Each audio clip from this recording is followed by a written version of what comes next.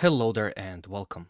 This is Mikhail or Michael speaking, and as always, before the video starts, I want to express my gratitude towards those who decided to support me financially, be it through Patreon, PayPal, or Super Thanks. I really appreciate your generosity, so thank you friends and have a blessed day. Now, today's video I will start with the Zaporozhian front, and to be more specific, Rabotina direction. There is a lot of news coming out from this particular area, so let's toggle them one by one.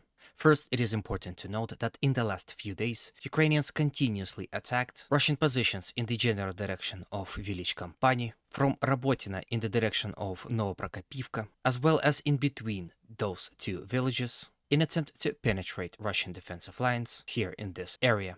However, most of these attacks were consisted of infantry, and throughout the last few days, Ukrainians were unable to advance here in this area. Perhaps Russians sensed weakness in this fruitless Ukrainian attacks and decided to counterattack themselves. This Russian counterattack happened right in between village of Novoprokopivka and village of Rabotina. So, as a result of a successful Russian counterattack in the general direction of Rabotina, they were able to capture about this much territory from the Ukrainian side. As Russians counterattacked, Russian artillery provided covering fire, heavily shelling Rabotina village. Not only did these attacks brought destruction to Ukrainian formations within Rabotina, it also greatly disrupted Ukrainian rotation system, and because of that they were unable to reinforce their comrades on the front line, and after some fighting, Ukrainian forces were forced to retreat. As I speak, the battle is still ongoing, with more and more news coming in that Russians are more successful here in this area. If we zoom in, we can see that Russians recently recaptured these positions and now are able to attack directly towards the last trench line that stands between Russian forces and Rabotina village itself. For example, here on this video, you can see Russians heavily shelling this particular area in attempt to force Ukrainians to retreat from those said trenches. As the battle is ongoing, more and more Ukrainian infantry fighting vehicles are slowly pulling up to the front line in attempt to assist Ukrainian soldiers within Rabotina village and around it. More and more of them are being knocked out by Russian artillery and drones. For example, here on this video, you can see Bradley infantry fighting vehicle destroyed and on fire. If you're interested where exactly this is taking place, I geolocated it here in this area. The infantry fighting vehicle is burning somewhere along these forest lines. You can pause the video and compare all the obvious similarities. I also have another video of Lancet drone striking a vehicle, however, due to the infantry present in the shot, I will have to blur it out because of YouTube policies. But you can always join my Patreon, where you will get to watch my videos uncensored and without any ads. So on the video you can see in fact two infantry fighting vehicles that are being hidden by the Ukrainians somewhere within the fields, but it didn't really help as Russians found them and strike upon one of it and at least damage it pretty heavily. On the video you can also see the rest of the formations retreating, and this video itself gives an interesting perspective on the whole battle that is happening here in this area. Due to the fact that Russians have superiority in artillery, aviation, and drones, Ukrainians are unable to fully reinforce their formations on the zero line. As you saw on the videos presented, some of those fighting vehicles were unable to reach the front line and were knocked out way before they could engage enemy. And with all those factors combined, perhaps a successful Russian counterattack here in this area makes more than enough sense. Ukrainians were also conducting offensive operations in the general direction of Verbova. However, their attempts to enter the village and entrench themselves within its outskirts were unsuccessful. Just as unsuccessful were their attempts at expanding their zone of control here in this area along the first line of Russian defense,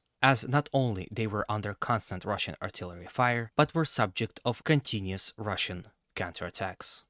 There were also reported Ukrainian assaults from Molotokmachka in the direction of Novopokrovka, along the highway, and to the northwest of Verbova. Ukrainian attacks in the direction of Novopokrovka were repelled. However, Ukrainians were able to advance slightly to the south of this highway, and as a result of that offensive operations were able to capture this much territory from the Russian side. Now, before we move on to the other portions of the fronts, I would like to kindly ask you to consider liking, subscribing, and commenting on this video, as these actions will help promote this video to a wider audience thus will help spread the message.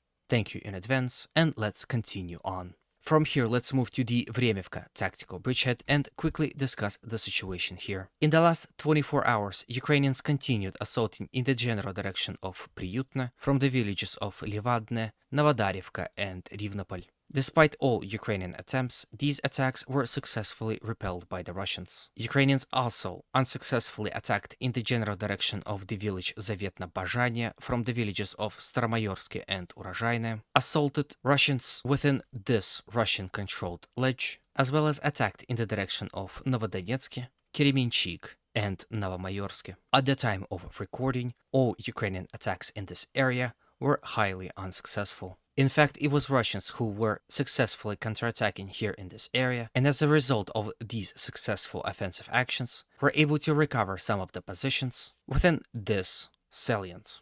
Here on this picture, you can see exactly how much territory Russians were able to recover exactly. Now, it is unclear whether Russians will continue assaulting in the general direction of Urozhaine.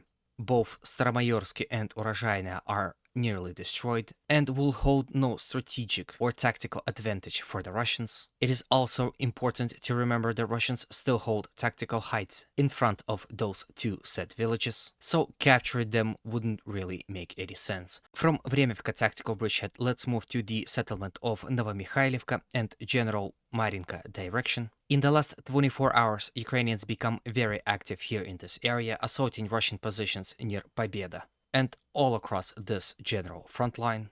As a result of that, they were able to advance here in this particular area in the direction of Russian fortifications that are located right in front of it. And here on this picture, you can see exactly how much territories Ukrainians were able to recover. In order to assault on this front, Ukrainians use Novomikhailivka as their supply hub, which makes it a very valuable target. Throughout last few weeks, Russians were heavily bombarding this settlement, as you can see here on this video, where Russian aviation dropped few FAB-500 bombs on Ukrainian formations located within the settlement itself. In fact, as Ukrainian formations advanced in the direction of the battle in this area, using force lines and roads along them to conceal their movements, Russians continuously fired upon them, inflicting heavy losses way before these said Ukrainian formations were able to reach the front. You can see this reflected on the video you're currently viewing on your screens. As Ukrainians attacked around Novomikhailivka, Russians continued their offensive operations within Marinka village, as well as in the direction of village Pobeda. But despite all efforts, these attacks were unsuccessful. Then from this area, let's quickly discuss the situation around Avdiivka settlement. Village of Apitne yet again became a target of constant attacks and counterattacks conducted both by Russians and Ukrainians. The situation here continues to be very fluid as both sides are battling out for the control of this settlement. At this point in time, the battle still continues and it is unclear who came on top. Recently, Ukrainians also started conducting offensive operations within Pervomaysky village, assaulting in the general direction of Pisky, as well as attacking Russian positions from the village of Nevelsky, and as a result of that, recovering some of the territory in the process. Here on this picture, you can see exactly how much territory they were able to recover from the Russian side. With this, I end today's video. Hopefully it was to your liking and was informative enough. As always, humanity calls me to condemn all violence against human beings. Have a good day, and always remember, Russia will be free and great.